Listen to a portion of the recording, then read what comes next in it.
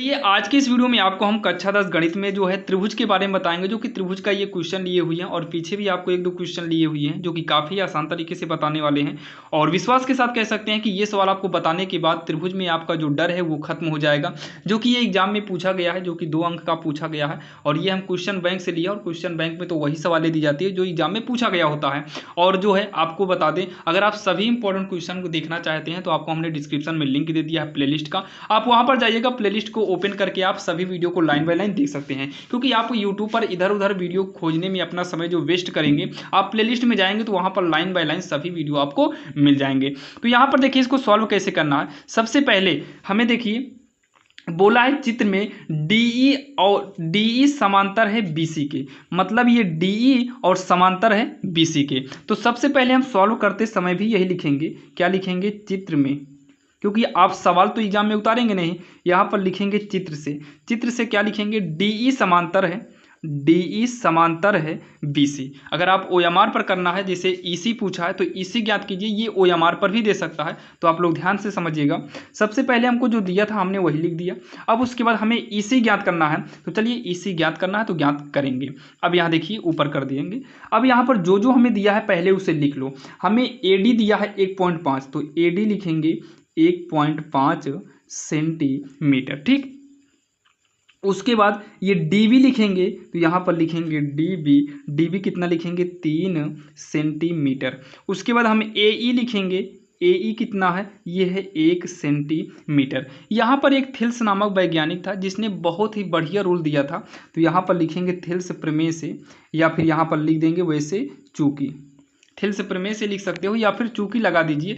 यहाँ पर इसका रूल क्या होता है, जब ये दोनों समांतर होता है तो ध्यान समझिएगा, अगर हम एडी के बटे में डीबी कर दें, अगर हम एडी के बटे में डीबी कर दें तो इसका रूल होता है, जैसे हमने इसके बटे में इतना किया तो इसका रूल है कि अब जो है इसके बटे में इतना करो, मतलब एई के बटे में इसी करिए फिर। तो यहाँ पर जो है बराबर हो जाएगा एई के बटे में इसी हो जाएगा, जैसे कि चित्र में है। अगर इन दोनों को हम बटे में करें, मतलब इसके बटे में इतना करें तो इसके बटे में इतना करना पड़ जाएगा, तब दोनों आपस में बराबर होगा, जैसे कि यहाँ। अब उसके बाद एडी कितना है, 1.5 है, चाहे ऊपर से देख लो या फिर यहाँ से देख लो, तो ये होगा 1.5। डीबी कितना है, तो 3 है, इक्वल एई कितना है, 1 है, और इसी हमें तो ज्ञात ही करना है, इसी नहीं मालूम है। तो यहाँ पर क्या काम करेंगे, 15, इस पॉइंट को हटाने के लिए नीचे जो है 1 जीरो बढ़ा देंगे, एक ईसी हो जाएगा, ठीक। तो ये 15 ही का नाम 15 होगा, 15 दूनी कितना हो जाएगा, 30 हो जाएगा। ऐसे तिरछा गुणा करेंगे, ईसी का नाम हो जाएगा ईसी, इधर से करेंगे 2 का नाम 2 हो जाएगा, यानी कि ईसी हमें ज्ञात करना था, ईसी कितना निकल कर आ गया, 2 सेंटीमीटर आ गया। अब यहाँ पर देखिए इसको करने के लिए, इसको हम ज़्यादा कुछ नहीं करेंगे, सीधा यहाँ पर लिखेंगे डी समांतर बीसी, यहाँ पर चूकी लगा के लिखेंगे डी समांतर ईसी।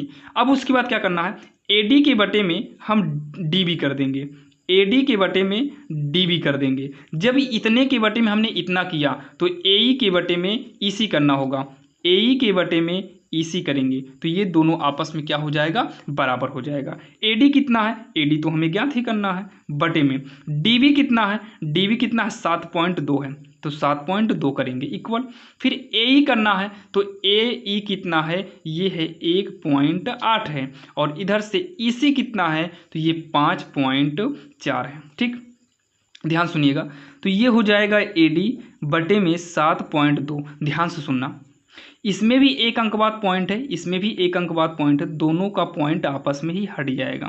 तो यहाँ पर हल्का टच कर देते हैं यहाँ पर, तो दोनों का पॉइंट आपस में ही हट गया। 18 का नाम 18 होगा, 18 दूनी 36, 18 त्रिका 54 हो जाएगा।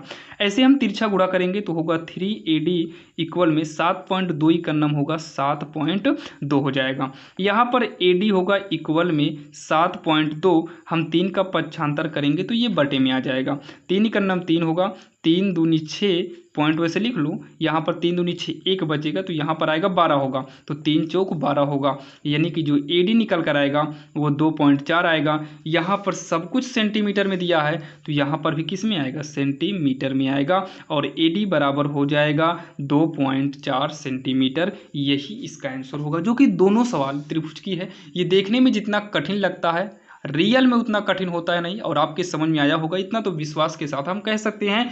और चलिए, ये रही पहली सवाल। अब हम देखने वाले हैं दूसरी नंबर सवाल, जो कि काफ़ी इंपॉर्टेंट है बोर्ड एग्जाम के लिए।